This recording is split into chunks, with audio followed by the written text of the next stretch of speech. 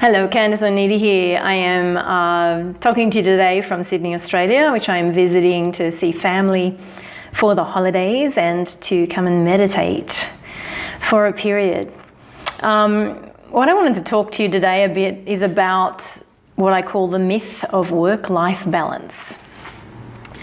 There's become this concept of, we really need to get work-life balance, and also some belief within the world or the realm of the feminine that that's what we're trying to achieve, is work-life balance.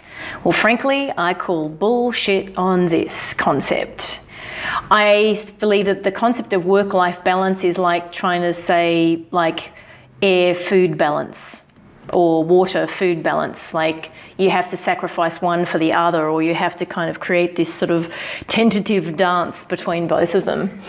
Look, the reason why I call bullshit on it is, frankly, if you are not doing work that is not something that you absolutely love and adore, where you feel like your purpose is really being served, where your genius zone is being exercised, and where you really feel like you're contributing your skills, your intelligence, your abilities to society, then freaking stop doing what you're doing.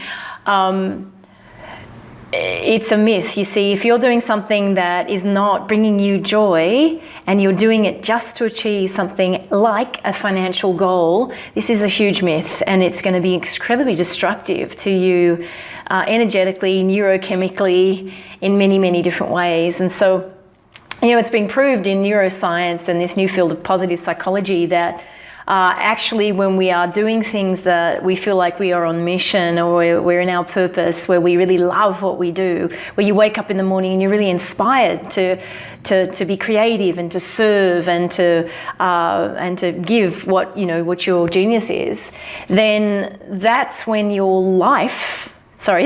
work is your life, and there really is not a difference. And so and that's where, even if you're doing some work in personal time and all that, or you have personal time mixed in with work, it's all the same. You see, I learned many, many years ago to stop what I call pigeonholing my life. I used to pigeonhole my life from my professional life. It was very separate from my personal life, which was very separate from my sex life, which was very separate from my spiritual life.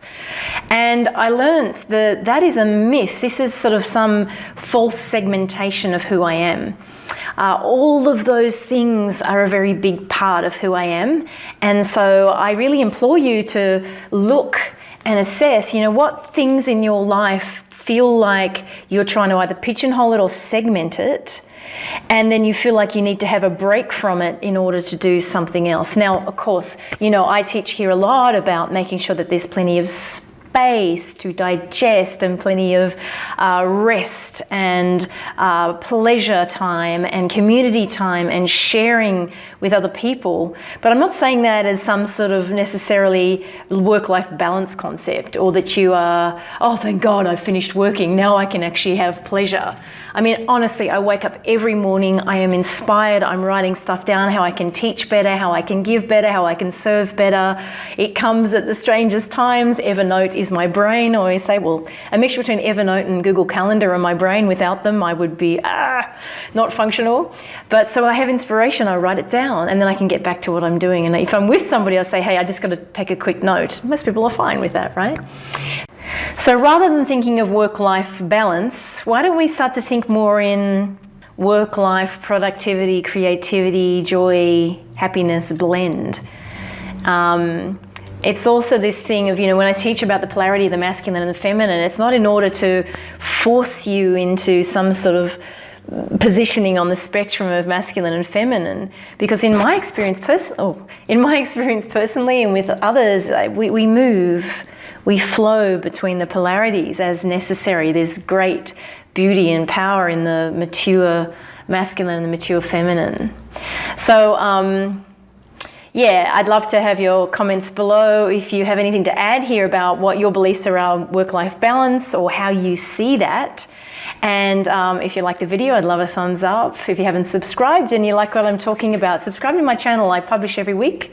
And remember, when you go out there and shine, you give others permission to do the same. So let's go out there and shine this week. Bye-bye for now.